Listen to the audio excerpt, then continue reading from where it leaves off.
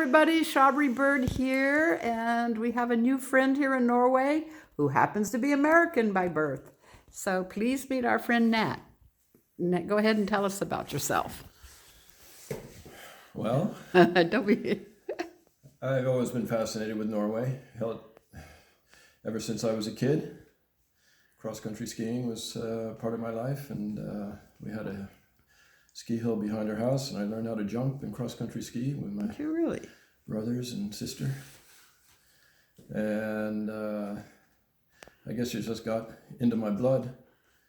I met a young woman back in the early 80s who happened to be Norwegian and At the fellowship community? At the fellowship community in Spring Valley, New York. Yep. And we're still getting to know each other. And how many children now? 3? We have 3 children, Yeah. yeah. So you actually knew Peter Escher, who... Well, I had the fortunate opportunity to care for Peter during the last 3 or 4 days of his life. Wow. And at that time, I was just being introduced to biodynamics by working at the fellowship community. And a good number of Pfeiffer's co-workers were there at the time, and they were also elderly people who were very inspiring. And I was caring for Peter one afternoon, and I said, "Peter, could you please tell me a good way to get to learn how to be a good biodynamic farmer?" And he just said to me, "Do it. Yeah. Get out there and do it." And I've been working at it. And that was back in 1984. Wow. Yeah. May 1984. I like the story of the kick the can. Yeah, that afternoon, it was a Sunday afternoon with a whole bunch of volunteers working at the farm, and right outside his window of his room, there were some kids playing kick the can. And Peter just looked at me and said, "Those kids are out there playing kick the can, and I'm in here playing kick the bucket." That's quite a character. Yeah.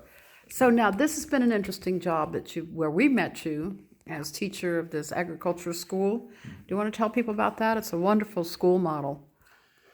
Yeah. In Norway, we have about 20 agriculture colleges. Each county has 1 or 2. And it's a vocational education for young people or even adults who want to learn how to manage a farm. So they're learning theoretical and practical skills about farm management. And your school is called? And our school is called Sogn Jord og Hagebruksskule.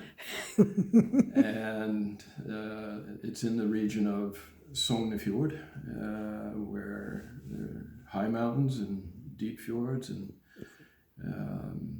the location of the school is ideal or the location of the farm, which is actually earlier a Viking farm, and it's beautiful farm land, very warm, good climate for growing vegetables and fruits and forage crops for cows and goats and sheep. And they learn how to maintain the tractor. And so our particular school has, since the late 1970s, well, I could say back in the late 1970s, the organic farming impulse came to the school.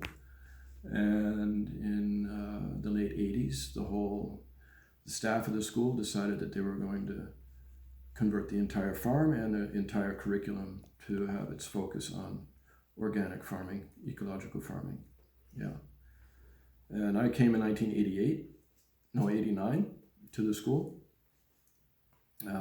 having worked at the fellowship community for 2 years, and then worked on a biodynamic farm south of Bergen for 3 years.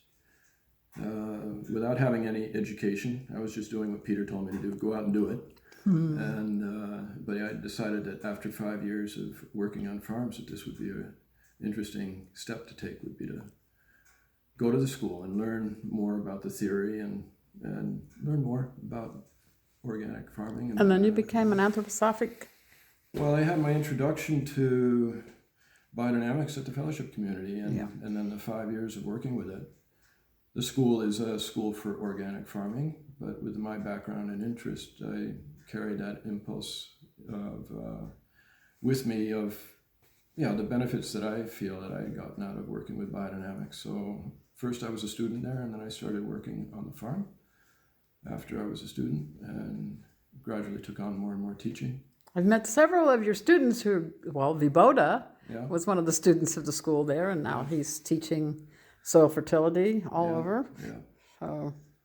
So we have our main focus on teaching the principles of organic farming, and I have my background in biodynamics, so I share that with the students, and they learn the basics of what is the difference between a biodynamic farm and an organic farm. Mm-hmm. And on occasion, there are students that want to go more in depth into biodynamics, and so we start up a study group that's outside of the curriculum. But you're studying the agriculture lectures right now. Right now we're studying the agriculture lectures, with a group of 15, 20 students, It's amazing. which is great. Yeah. And Hugh was teaching there for 2 days, Yeah, so that was fun for us. yeah, and the students decided to take the first 2 weeks, the first weekend of their winter vacation.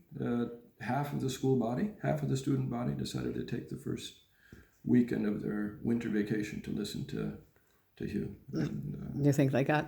yeah, very good feedback. Yeah, good. Yeah. And it's tuition free?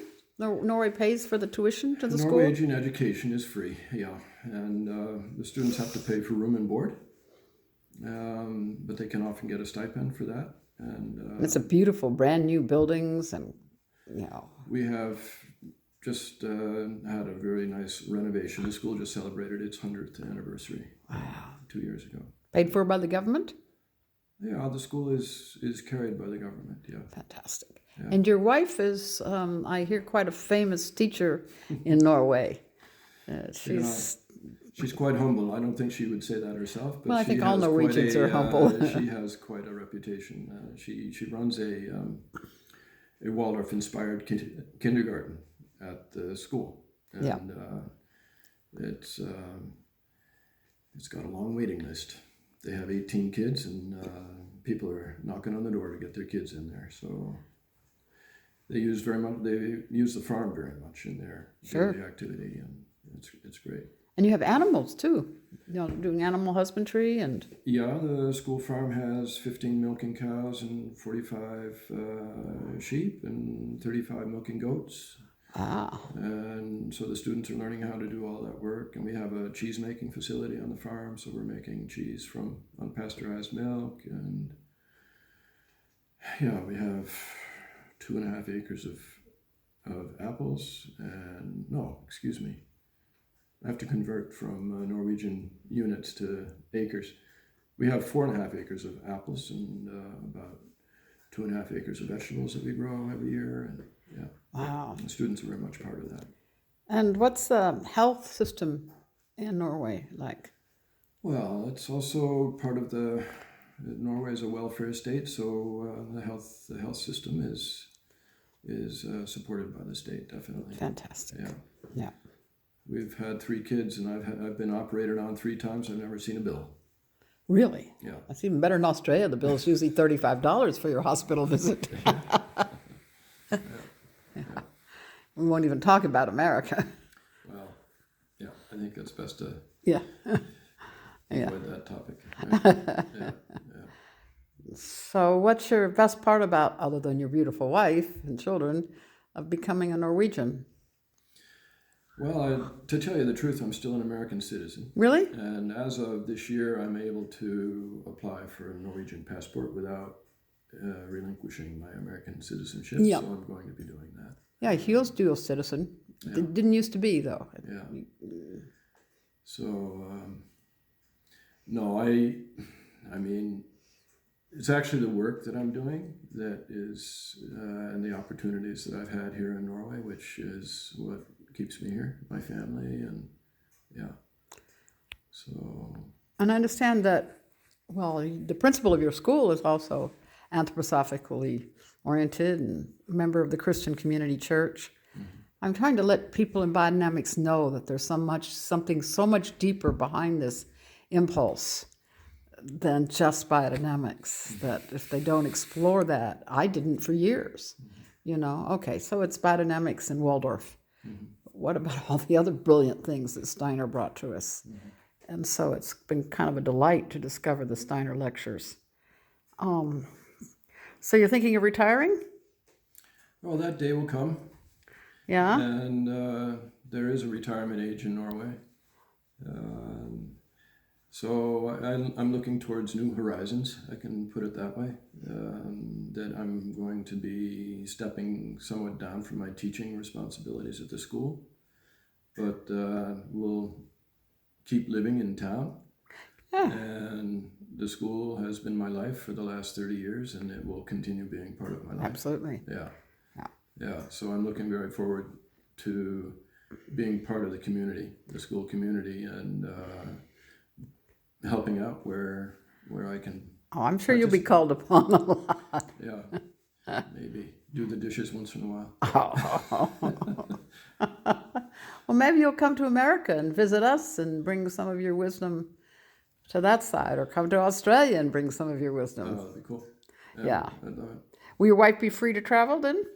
Yeah, we'll be freeing ourselves up a bit from January 2021. Oh, really? And yeah. So we've often talked by the fireside that we'd maybe like to spend a couple of months back at the fellowship community just to get back into the grain of things over there and experience the people there are still people there that are working there that were working there when we were there. So Really? Yeah. Wow.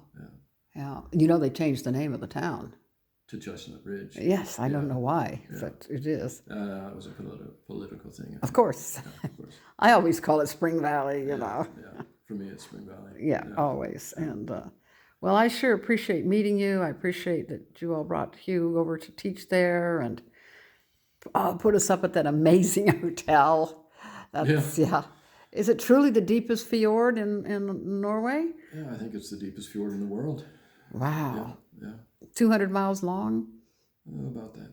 Yeah. The other thing I want to tell people is Vibhoda, our wonderful host and guide, took us through this 25-kilometer tunnel. Yeah. It's amazing. Yeah. You know, it's amazing. Well, I sure appreciate it, and thank you so much. You're